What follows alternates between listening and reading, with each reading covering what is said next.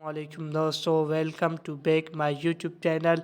उम्मीद करता हूँ सब दोस्त खैरियत से होंगे। आज मैं आपको बता रहा हूँ रमज़ानुल मुबारक, जो रहमतों और बरकतों और मगफ़िरत का महीना है।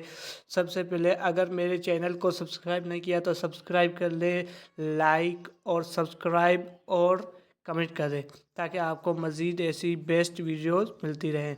शुरू करते हैं। सबसे पहले रमज़ान क्या है। रमज़ानुल मुबारक इस्लामी साल का नवा महीना है। ये वो बाबरकत महीना है जिसमें अल्लाह ताला ने अपने बंदों पर बेशुमार रहमतें नाजिल फरमाई। ये महीना सब्र, तकवा, इबादत, कुर्बानी और खुद एहतसाबी का महीना है। इस महीने में कुरान मजीद नाजिल हुआ जो इंसानियत के लिए हिदायत का सरचश्मा है। रमज़ान से भूखा और प्यासा रहने का नाम नहीं, बल्कि ये अपने नफ्स को काबू करने, दिल को पाक करने और अल्लाह के करीब होने का बेहतरीन मौका है। रमज़ान की फ़जीलत कुरान व हदीस की रोशनी में है। कुरान मजीद में रमज़ान का ज़िक्र है।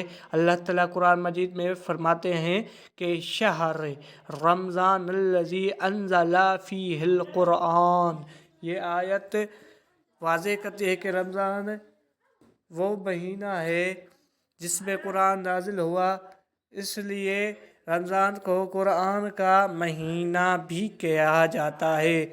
अहादीस की रोशनी में रमज़ान की अहमियत नबी करीम सल्लल्लाहु अलैहि वसल्लम ने फरमाया, जब रमज़ान आता है तो जन्नत के दरवाज़े खोल दिए जाते हैं और जहन्नम के दरवाज़े बंद कर दिए जाते हैं।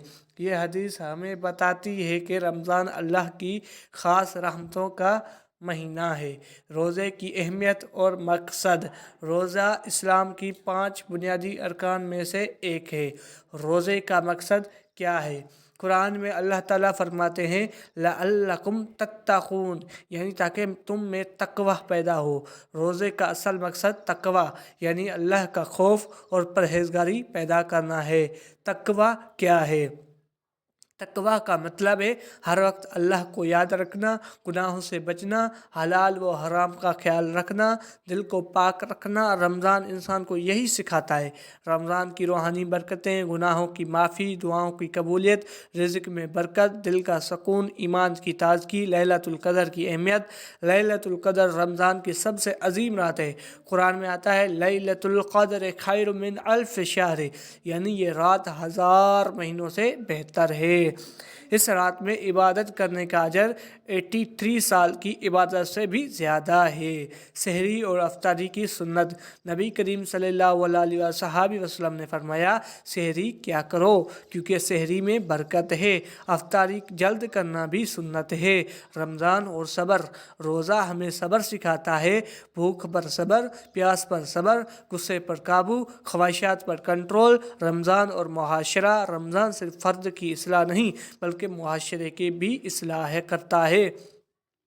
ज़कात, सदका, फितराना, मोहताजों की मदद, ये सब रमज़ान में ज़्यादा अहमियत रखते हैं। नौजवानों के लिए रमज़ान का पैगाम। मेरे प्यारे नौजवान भाइयों और बहनों, रमज़ान आपके लिए एक नया मौका है बुरी आदतें छोड़ने का, मोबाइल और फजूल वक्त ज़ाया करने से बचने का, नमाज की पाबंदी शुरू करने का, कुरान पढ़ने का। रमज़ान और सेहत। रोज़ा जिस्मानी तौर पर भी फ़ायदेमंद है। निज़ाम हज़म बेहतर होता है, जिस्म से जहरीले मादे खारिज होते हैं, खुद कंट्रोल की सलाहियत बढ़ती है। लेकिन बीमार अफराद को डॉक्टर के मशवरे से रोज़ा रखना चाहिए। रमज़ान का आखिरी अशरा। आखिरी 10 दिन सबसे ज़्यादा अहम है। नबी करीम सल्लल्लाहु अलैहि वसल्लम एहतिकाफ़ फरमाते थे। एहतिकाफ़ का मकसद दुनिया से कट कर इबादत करना, अल्लाह से ताल्लुक़ मजबूत करना। आम गलतियाँ जो रमज़ान में की जाती हैं, सारा दिन सोना, अफ्तार में फजूल खर्ची, नमाज में सुस्ती, कुरान न पढ़ना, सिर्फ खाने पीने पर तवज्जो देना। रमज़ान का असल मकसद रूहानी इस्लाह है, न कि सिर्फ खाने पीने की तब्दीली। ख़वातीन और रमज़ान। ख़वातीन घर में अहम किरदार अदा करती हैं। बच्चों की तरबियत, इबादत का माहौल, सादा अफ्तार। उन्हें चाहिए कि अपनी इबादत का वक्त ज़रूर निकालें। रमज़ान